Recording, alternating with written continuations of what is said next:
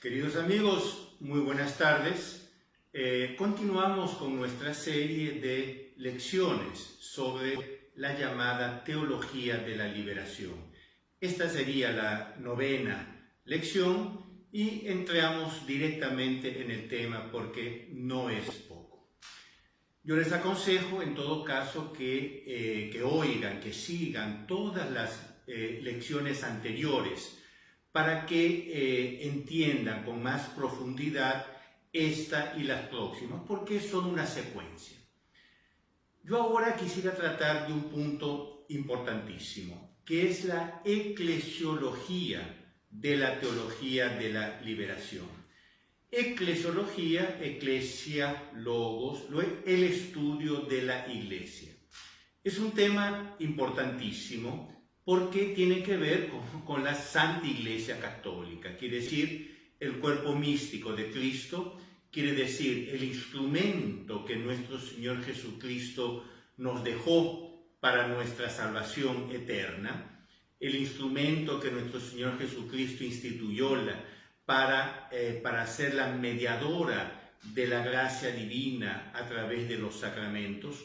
Por lo tanto, la eclesiología es un capítulo importantísimo, esencial en cualquier escuela, en cualquier visión teológica. Los teólogos de la liberación han estudiado mucho la teología, obviamente para subvertirla, quiere decir para revolucionarizarla, para cambiar radicalmente lo que era la teología, llamemos tradicional, la teología de 2000 años de la historia de la Iglesia. Ya lo habían intentado los modernistas, ya lo habían intentado los llamados nuevos teólogos, de los cuales ya hemos hablado, lo intentaron también los teólogos de la liberación. De hecho, la eclesiología es la disciplina que tal vez los teólogos de la liberación hayan desarrollado mayormente. ¿Qué es lo que quieren ellos? Simplemente quieren una nueva iglesia. Y lo dicen ellos.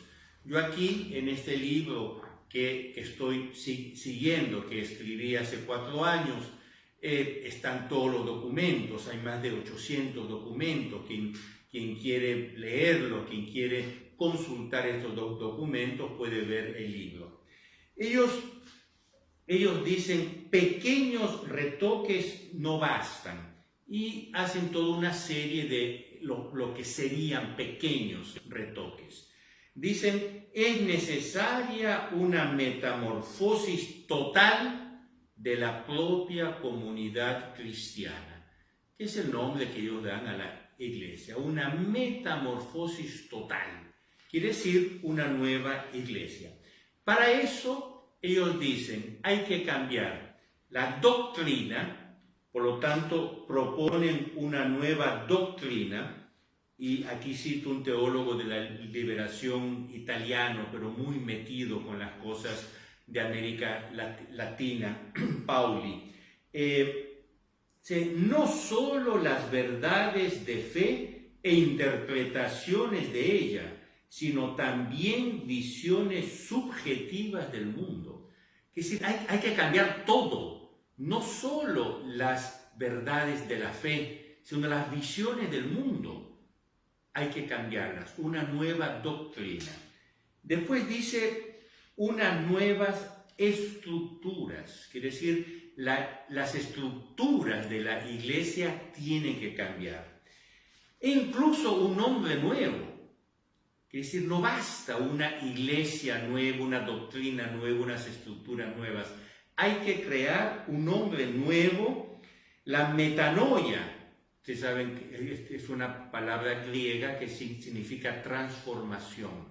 La metanoia no exige solamente el cambio de las estructuras lógico-conceptuales, quiere decir la doctrina, y de las socioeconómicas, quiere decir las estructuras, sino también de las psicolibídicas, lenguaje freudiano completamente, pero un cambio de las estructuras psíquicas de los fieles. Y a esto ellos lo llaman reinventar la iglesia. Es una expresión acuñada por el teólogo de la liberación brasileño Leonardo Boff, ex franciscano, porque después se juntó con una mujer, y bueno, tiene toda una historia que ya se las puedo contar otra vez. Leonardo Boff es quien más ha desarrollado la eclesiología de la teología de la liberación. Y él dice, la mejor conceptualización de la experiencia eclesial de la teología de la liberación es la expresión reinvención de la iglesia. Tenemos que reinventar la iglesia desde la base. Ahora, si uno reinventa la iglesia desde la base, es una nueva iglesia. Entonces, por lo menos sean coherentes, no se llamen, no se digan a sí mismos católicos. Llámense como quieran, pero ya no es la iglesia católica, apostólica, romana, fundada por nuestro Señor. Vamos a ver algunos puntos.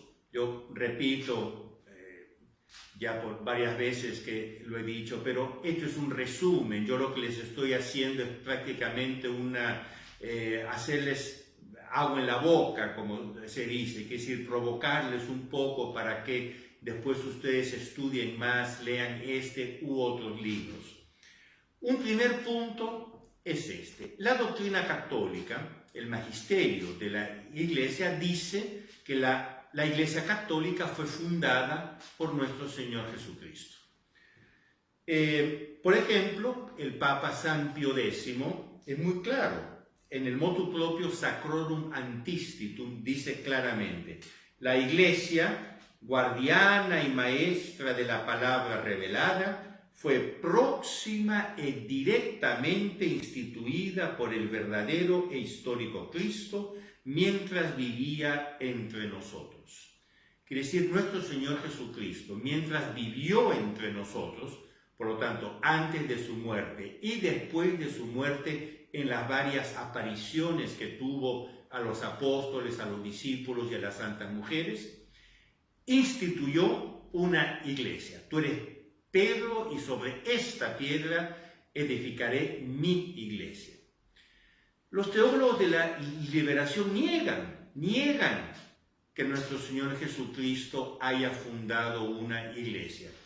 Aquí, por ejemplo, Leonardo Boff dice: formulamos bien el problema cuando escribimos: Cristo predicó el reino de Dios y en su lugar llegó la iglesia. Es decir, nuestro Señor Jesucristo no predicó la iglesia, no fundó una iglesia, simplemente predicó el reino de Dios. Pero entonces, ¿quién fundó la iglesia? Según los teólogos de la liberación, la iglesia fue fundada por los apóstoles. Ahora, esto es importantísimo, queridos amigos. Es importantísimo porque si la iglesia es fundada por hombres, es una estructura humana que puede cambiar tranquilamente, porque todo lo humano puede cambiar. Lo único que no puede cambiar es Dios y las cosas divinas. Ahora, si la iglesia fue fundada por nuestro Señor Jesucristo, con ciertos contenidos, ciertas estructuras fundadas por Él o inspiradas directamente por Él, es divina y no se puede cambiar en su esencia. Ahora, si la iglesia fue fundada por hombres, es una institución histórica, humana, sociológica, social. Puede cambiar tranquilamente. Por lo tanto, este punto fundamental es importantísimo. Sigue Leonardo Boff. Jesús no predicó una iglesia, sino el reino de Dios. En la predicación de este reino, Cristo introdujo algunos hechos que más tarde constituirían el fundamento de la iglesia. La iglesia misma solo existe en la medida que el reino de Dios no ha venido.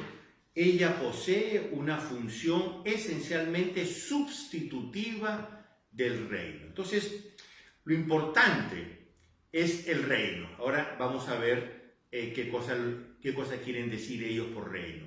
La iglesia es un mero instrumento del reino. Por lo tanto, no tiene ninguna estructura ni doctrinal, ni sacramental, ni estructural, es decir, jerárquica, constitutiva, fija. Es una institución fundada por hombres como sustituto del reino. Ahora, otro punto. La Iglesia, según la doctrina católica, de 2000 años, uno dice, ¿desde hace cuánto? Desde siempre. Por ejemplo, lean la carta del Papa San Clemente a los Corintios, año 92. Él ya dice estas cosas en la carta a los Corintios del año 92, el Papa San Clemente. Desde esa época, esto ya es doctrina de la Iglesia. Otro punto, en su constitución orgánica, la Iglesia es inmutable. Quiere decir, en su esencia, la Iglesia no puede cambiar, ni en su doctrina esencial, ni en sus estructuras esenciales, puede cambiar accidentalmente. Por ejemplo, la forma de los paramentos litúrgicos ha cambiado durante los siglos y cambia según los ritos. Por ejemplo, en el rito romano se usan ciertos paramentos, en los ritos bizantinos católicos se usan otros paramentos. Eso es perfectamente válido. Lo que no puede cambiar es lo que se llama la constitución orgánica de la Iglesia. San Pío X dice, la constitución orgánica de la Iglesia es inmutable. Y el propio catecismo de la Iglesia Católica, promulgado más recientemente por el Papa Juan Pablo II, dice, el Señor Jesús dotó a su Iglesia de una estructura que permanecerá hasta la plena consumación del reino. Él fundó con una estructura que permanecerá, es decir, no cambiará. Esto es el catecismo de la Iglesia Católica. Ahora, los teólogos de la liberación dicen, no es así. La Iglesia cambia y tiene que cambiar porque nosotros estamos a camino del reino y como la Iglesia depende del reino, a medida que construyamos el reino, la Iglesia tiene que cambiar con esa construcción del reino. Ahora, ¿qué es el reino para ellos? Eso es un punto que yo me salté, tendría que haberlo hecho en lecciones pasadas, la voy a hacer en otras lecciones en el futuro, pero para los teólogos de la liberación, el reino es fundamentalmente la utopía igualitaria, comunitaria, que se debe fundar aquí en la tierra. Por ejemplo, aquí un teólogo de la liberación argentino, José Míguez Bonino, dice, el punto de referencia último no es la Iglesia, sino el reino de Dios. En este sentido, la Iglesia es relativa, es decir, la Iglesia depende del reino. Ahora, ¿qué es el reino? Se construye en la historia. Continúa José Míguez Bonino. Nosotros construimos el reino como luchando por una sociedad libre, justa, igualitaria y fraterna. Otros teólogos de la liberación, por ejemplo, el nicaragüense el padre Ernesto Cardenal, dice claramente, el reino de Dios es el socialismo. Y en otra dice, peor todavía, dice reino de Dios y comunismo son la misma cosa. Entonces, en la medida que construyamos la utopía socialista o comunista, estamos construyendo el reino. Como Míguez Bonino dice, una sociedad libre, justa, igualitaria y fraterna. Entonces, la Iglesia tiene que cambiar en la medida en que nosotros construyamos este reino. Por lo tanto, la Iglesia se construye en la historia. Cristo no fundó una iglesia inmutable en su constitución orgánica. La iglesia es una institución humana que se construye en la historia. ¿Y se construye cómo? Se construye siguiendo las transformaciones revolucionarias. En la época de la teología de la liberación original, en los años 60, 70, estas transformaciones revolucionarias eran esencialmente las transformaciones dictadas por el socialismo, por el comunismo. Entonces ellos dicen, la iglesia tiene que construirse según el cambio de las estructuras de producción económica. Esto es marxismo puro. Con la caída del marxismo, con la caída de lo que se llamaba el socialismo real, los teólogos de la liberación se han abierto más y han mantenido la esencia de su doctrina, es decir, la iglesia es relativa, la iglesia no existe en cuanto tal, sino es una cosa que se va construyendo, etcétera, etcétera. Pero ya no usan tanto, a veces todavía, pero ya no tanto, el análisis marxista antiguo. Usan análisis mucho más actualizados, lo que en italiano se dice aggiornato, es decir, al giorno, al día, actualizado. Concretamente, y esto es el tema de nuestra próxima lección, usan doctrinas de tipo ecologista radical, la madre tierra, el indigenismo, etc., y llegan incluso a tocar en el panteísmo, quiere decir todo es Dios y por lo tanto todo es iglesia. Todo el universo, incluso la materia, esta mesa, este libro, este lápiz, todo está incluido en la iglesia. Como ven, son las últimas consecuencias de una doctrina falsa. Yo aquí me detengo. Esta lección fue un poco más breve porque quiero dejar tiempo para la próxima lección en que entraré en las formas más actualizadas de la teología de la liberación en campo de eclesiología, quiere decir, en campo de estudio sobre la iglesia.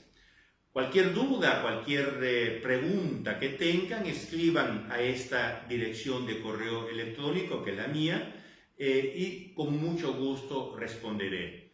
A todos, hasta luego y nos vemos siempre aquí en mi canal YouTube de Julio Loredo en la próxima lección. A todos, hasta luego.